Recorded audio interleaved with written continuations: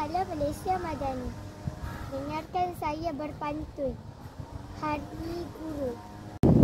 Harum gaharu aroma sayana. Wangi malaikat walau setitik.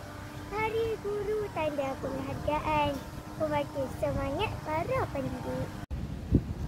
Walau unggas sayap melebar.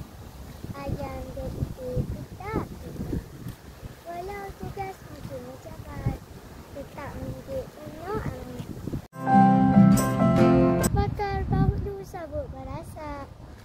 Tidak berapi hanyalah bara. Muliakan guru dahulukan adab. Daya generasi asyik menggarap.